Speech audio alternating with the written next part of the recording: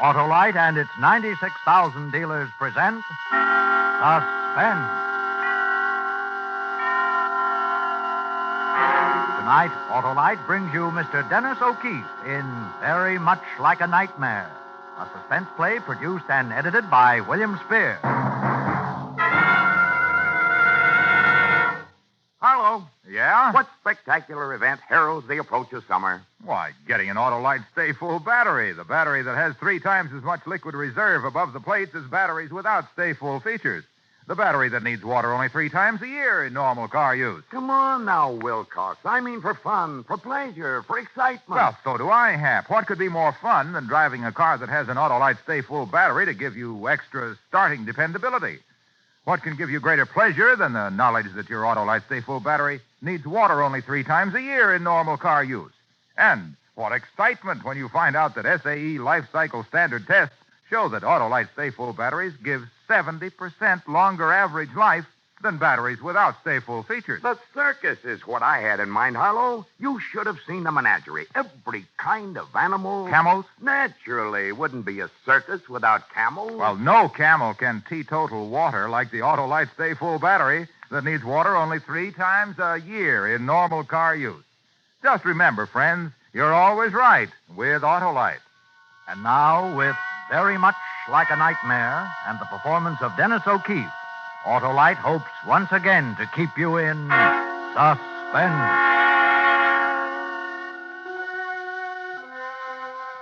It started out like nothing more than a small, freakish accident. The kind of thing you could tell a little sheepishly as a joke on yourself.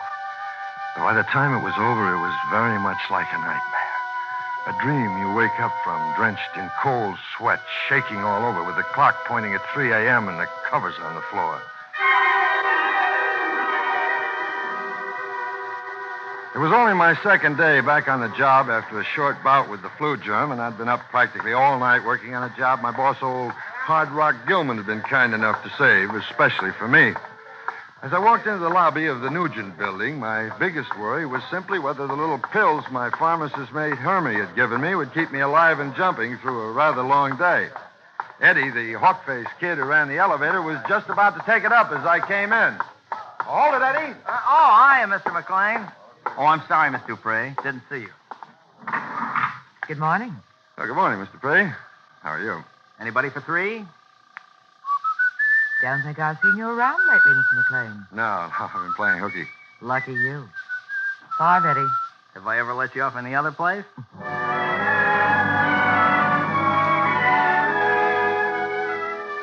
Miss Dupree, though not precisely my type, was one of the rare plus qualities to be discovered in the Nugent building. She was one of the few girls I've seen around office buildings who actually looked as though they belonged in somebody's penthouse apartment. She usually tagged along with Ferris, a cocky-looking character who also worked at Circassian Brothers Importers up on 5. 5 out. Watch your step. Thank you, Eddie. Miss Dupree. Yes? Is everything all right? What? Oh, yes, I think so, Eddie. But maybe you'd better check with Mr. Ferris. He may want to send out for a sandwich around 11. Okay.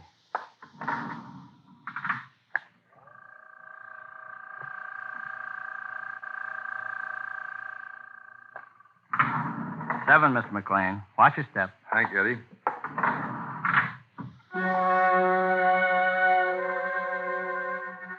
The morning went slowly, even with Hermie's pills to help, but at noon I resumed a pleasant custom which had been temporarily interrupted by my illness, that of having lunch with Miss Catherine Warren, a delightful young lady on whose future I had very definite, if not especially dark, designs. Now for the gruesome lecture. What time did you go to bed last night, Bart? Who, me? Last night? Well, All right, then. It was this morning. It was this morning, wasn't it? Such a charming girl to be so snoopy. Would you like to hear about a very interesting conversation I had going down on the bus this morning with a young man named Herman? Hermie? How a guy like that can run a prescription shop beats me. What would the doctors do if they knew he went around blabbing professional secrets? It's you, not Hermie, I'm concerned about. And I'd like to know what makes you think it's smart to start taking dope. Dope? Oh, that Hermie and his melodrama. All he gave me was something to keep you from getting the sleep you ought to be getting. At this rate, you'll be back in bed again before you know it. They're just little white pills. Perfectly harmless if you don't try to swallow the whole box. Why, Hermes says... Here, well, let's take a look for yourself. That's the wrong box. What do you mean, wrong box? All right. So I'm a fugitive from a drug counter. These are the other ones. The other one? Well, the fact is, darling, at first I was as leery about these stay-awake things as you are. I started worrying. Suppose the stuff was slow wearing off, or suppose I developed insomnia or something like that. Now, Hermes said he doubted that would happen, but just to make sure, he fixed me up with these sleeping pills. More dope. Oh, look, honey. It's not Gilman I'm doing this for. You know that. It's us. I wouldn't have tried to come to work. I know, Bud. I'm sorry. Forget it. Shall I call you tonight before I tuck myself in? If you don't, I'll come over and toss tear gas through your window.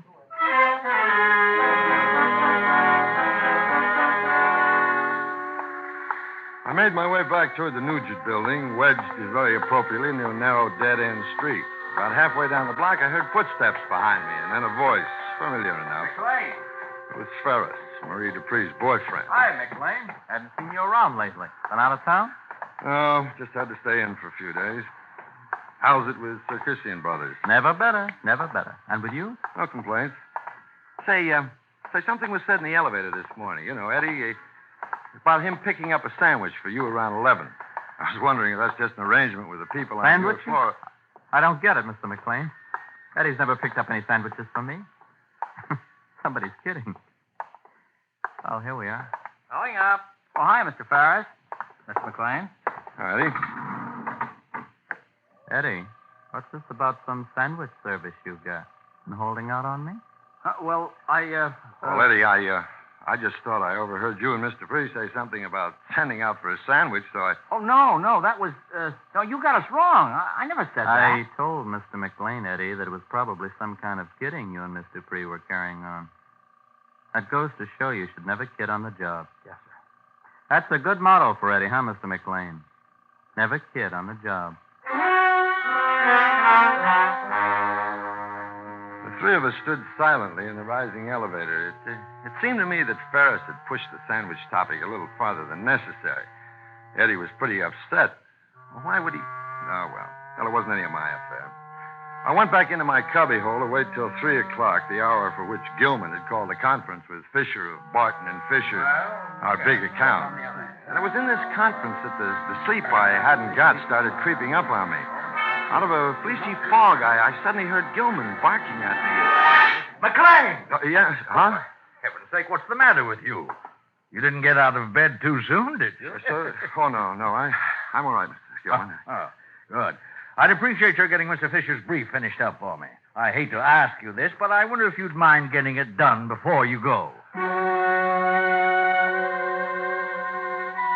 managed an apology and stood up.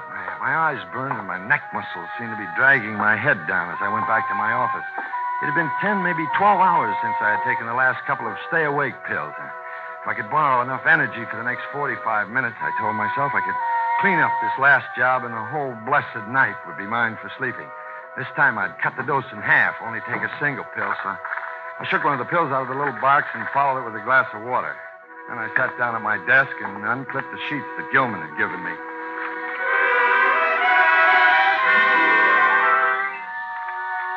I don't know when it was that I noticed that the words had started running together. I looked at the papers and it was like peering through water.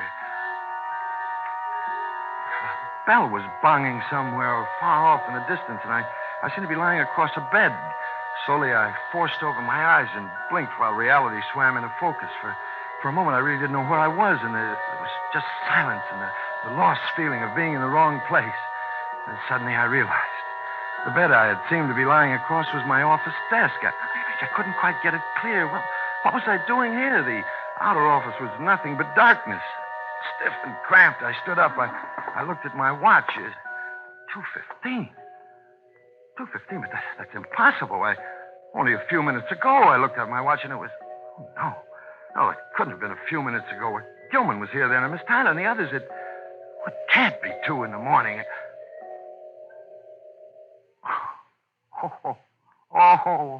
Oh, bright boy McLean. Hermes pills. For the second time, I'd made a stupid mistake about the pills. When I went into the washroom, I'd taken the wrong pills with me. The sleeping pills. The others were still in my top coat. I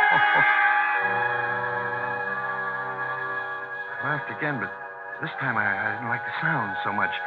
Somehow it seemed too hollow, and then suddenly, standing there in the middle of the floor, 7 stories up in an empty office building, the darkness moved in on me, and I got that funny feeling as if the darkness wasn't all, as if I had something worse to contend with, like in blind man's buff when you're a kid and you shrink back and hold your breath while the hand fumbles past you in the darkness. As weird as it seemed, all of a sudden it was like being on the island again with the Japanese somewhere near you and not daring to light a match and holding your breath for the darkness so thick it choked you. Holding your breath because that overloud breath might be your last.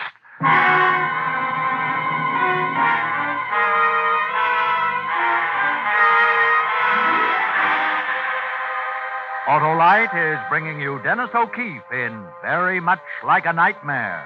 Tonight's production in radio's outstanding theater of thrills, Suspense.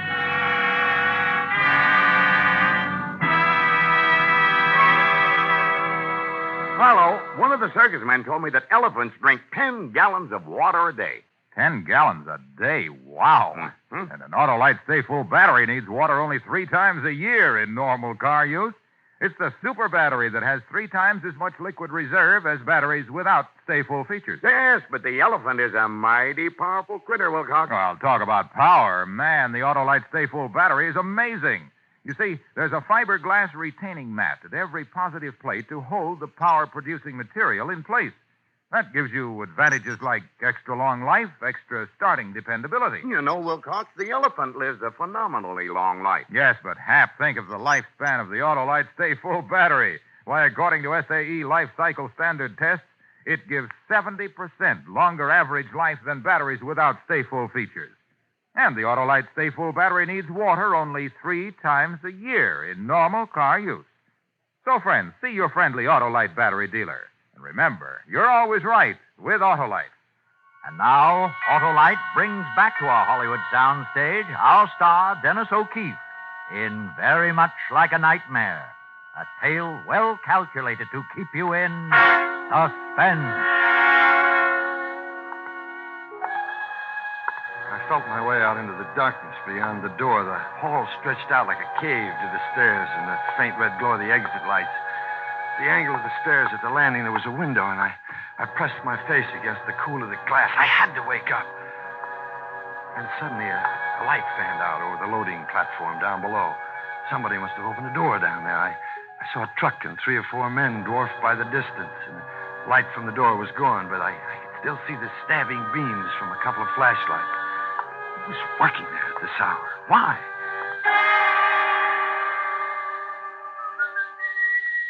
And then I heard the whistling. Eddie, the elevator boy. What's he doing here at this weird hour? 2 o'clock in the morning in an empty building with no passengers? Lead-footed, I moved down 1 flight and waited there on the 6th floor, straining every cell to hear the whistling again, but I didn't. Instead, I heard something from the 5th floor, and I felt my way down toward it. Sure, I'm laughing, Joe, because I know Marie, and I know that when she talks like this, she's not meaning half what she's saying. And then we've been drinking. I haven't been drinking that much. We feed him everything he asks for. Line it up so that all he's got to do is walk in. And even before the stuff is out of the plate, he's ready to cheat us out of what he promised. Marie. So we get for letting ourselves get mixed up with a bunch of... Now, wait a minute. Hello, Ferris. Now, I tell you something, Miss Dupree. You don't know who you're fooling with. You start calling names and you're going to get hurt worse. Lots worse. Yeah, I hit you, and that ain't all. You figure you don't get enough for what you do. You figure you're being cheated out of your cut. But I tell you something now. You open your mouth the wrong way, I handle you myself. No, wait, Joe. You think we're so scared of you? We'll stand for anything, don't you? Well, if I get nothing, you get nothing, too. Open my mouth. I'll open my mouth, all right. We never should... Get out of my way. Where do you Marie. think you're going from? Marie. Back here. Joe. I told you to keep your mouth shut.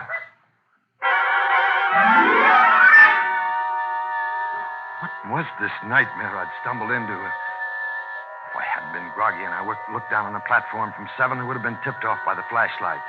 Sarkissian would never have had his workmen stumbling around in that sketchy light with stuff costing a small fortune. The elevator. Eddie was in on it, too, handling something a little hotter now than sandwiches. But after the doors opened, I noticed that the whistling stopped like being cut in two by a knife. The longer I stood there, the more unhealthy my position became, and then I wondered about Albert, the night watchman. Where was he? He had a gun, but suddenly I wanted to get out of there more than anything in the world. Just get out. My dash for the stairs to the fourth floor was like a slow-motion dream. Hermie and his sleeping pills. I slumped to the floor just out of range of the nearing light as the elevator dropped toward me. And suddenly there it was, a nakedly lighted little room suspended in space. I was staring through its fourth wall at Eddie. His face looked sick and green as he hugged the corner there at the controls, as if nothing could make him look behind to the rear of the car where a big man I hadn't seen before held something in his arms.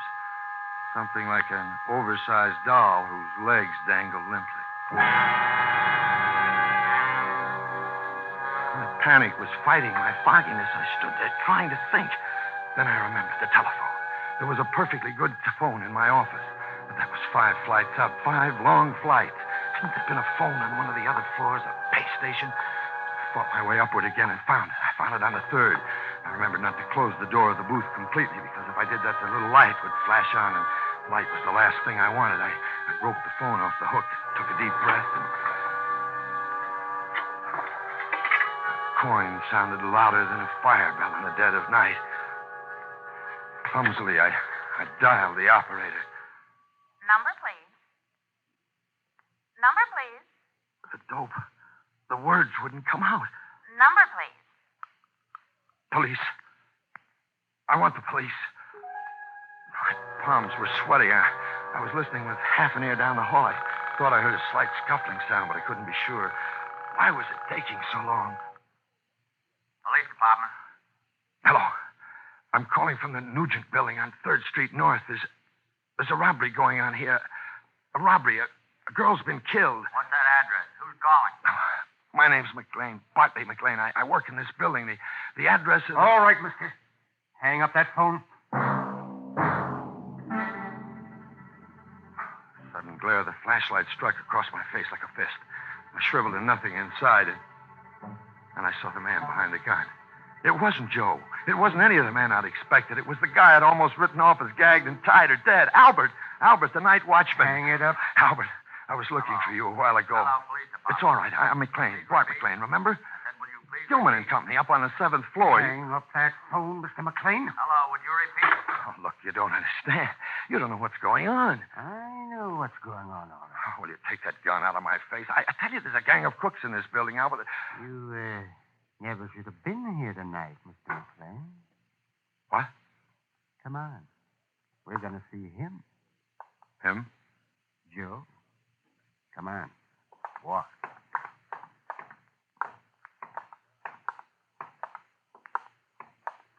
It was a trick we practiced 100 times for combat use, but I never tried it before when it really counted. As I came to the head of the stairs, I whirled and chopped down hard with my right hand. I heard the gun go clattering, but my timing was way off. My left never got into the play. Albert had me by the throat, and the two of us pitched down the steps toward the landing, locked together like a couple of wrestlers, but it was Albert who took the brunt of the fall. His heart was still beating. He was just knocked out, but for how long? Suppose if someone had heard us. They must have heard us, and the gun fall, too. The gun. Up at the top of the stairs. I had to get it. I had to get that gun.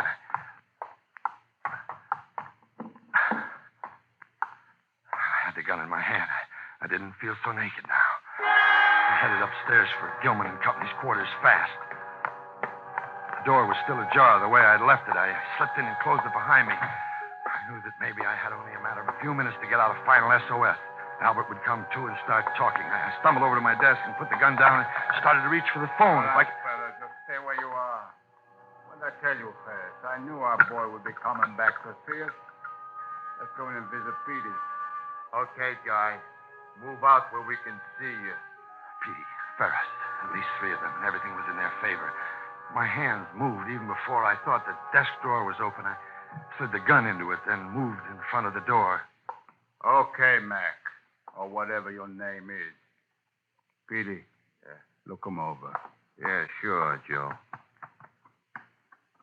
Ain't you hanging around here a little late, Mac? I went down the hall for a minute. I had some work to do. I guess I fell asleep. When I woke up, I just wanted to find out what time it was. Hey, mister, I think you picked a bad night to work late.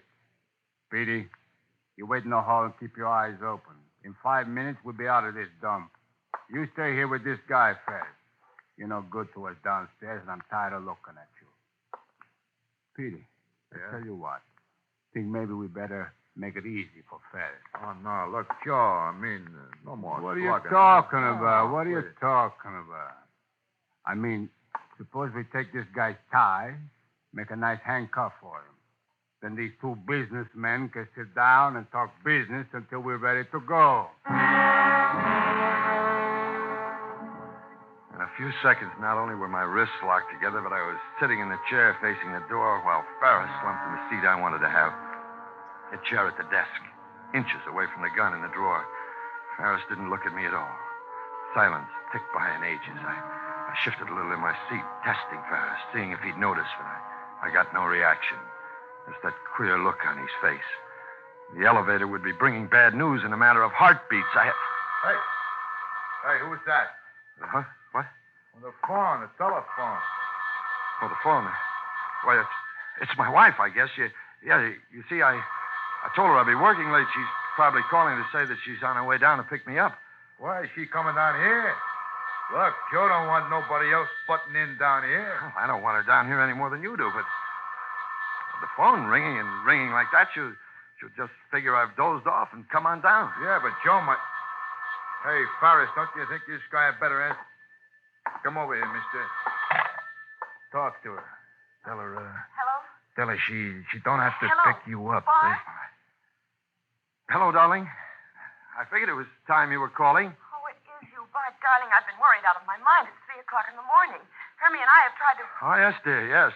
I've just about wound up the work for the Warren people. I figured you were just having a little trouble putting Junior to bed. Listen, tell her not to come down. What is it? What are you talking about? Who is Junior? And the Warren people? Yes, darling. Put the car back in the garage. Hermie is here. He's going to drive me home. Hermie? Bart, Hermie's here with me. Don't you... Bart, is something wrong? You're absolutely right, dear. Absolutely. Oh, Bart, darling. All right, don't talk all night. Goodbye, darling. Bart! Who's this Jaime? Why, he's a friend of mine. Sometimes we both work late, and he drives me home. I had to tell her something she'd believe. I didn't want to call him back. Yeah, well, we'll fix that. So he pointed me back to my chair and took the receiver off the hook. All the time, we might have been pictures on the wall for all the interest that Ferris took in us. Petey went back out in the hall, and when Ferris did speak, it was all I could do to keep from jumping out of my skin. In his face. I suddenly remembered when and where I'd seen a look like the one on Ferris's face. Funny thing. All this time, I never knew you were married. Oh, yes. I was married 3 years now. Marie and me, that's what we had in mind all the time. We figured we could make it work. We were going to get married. But you know how it is sometimes. You burn up all you make on clothes and car fare. Joe said no rough stuff. Marie just got excited. He didn't have to. He didn't have to. All right, Ferris. Here they come. Let's roll. Ferris, listen to me. The desk drawer in front of you. There's a gun in there. A gun. A gun? And Joe, What about the gun? Joe's coming back. There's not much time, Ferris. Right in front of you. In a desk drawer. Open it. Get the gun. So, here's the boy who went out to find what time it was. Smart boy. Can't keep his nose out of people's business. Well, we're going to fix all that up. Oh, look, Joe. Shut up. We found the watchman wife guy. But one little thing we didn't find. We don't find the gun you took off of him. Now you're going to tell me where that gun is. I got something figured out for that little gun. Okay, where is it? Come on. Ask me, why don't you, Joe? Is this what you're looking for? Wait a minute.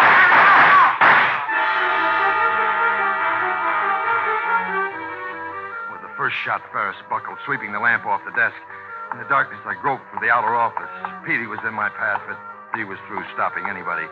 When I got to the window there at the first landing, I didn't waste motion this time in the lock, especially with my hands done up the way they were. I kicked twice, and the pane was out of the window, and then I was out. The fire escape was rickety, but it had a railing, and the cold, wonderful night air was smacking me in the face. And then, just as I realized that the throbbing in my left arm meant that not all the stray lead had missed me, I heard the music that I had been waiting for. Bless her. Bless my Catherine.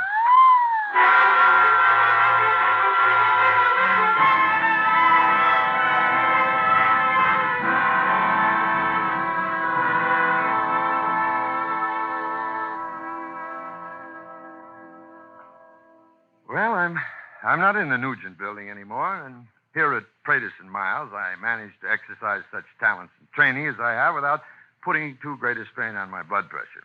A situation which not only pleases Mrs. McLean, a girl named Catherine, but also meets with the unreserved approval of her husband.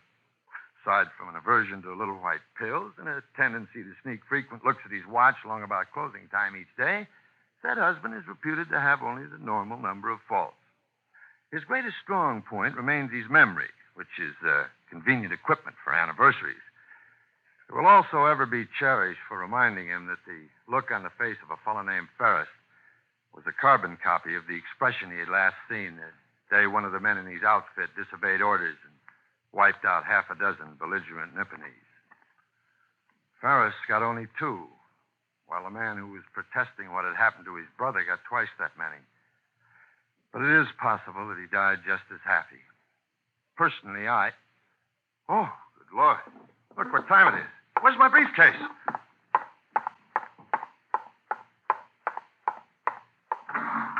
Going down. Hold it, Johnny.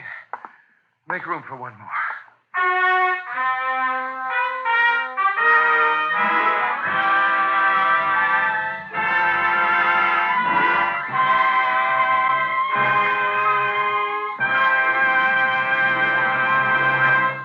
Suspense, presented by Autolite.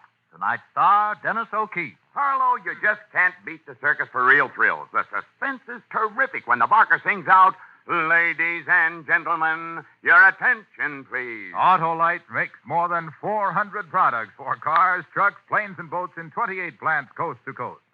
These include complete or perfectly, work together perfectly because they're a perfect team. So, friends, don't accept electrical parts supposed to be as good. Ask for and insist on Autolite, original factory parts, at your neighborhood service station, car dealer, garage, or repair shop. Remember, you're always right with Autolite.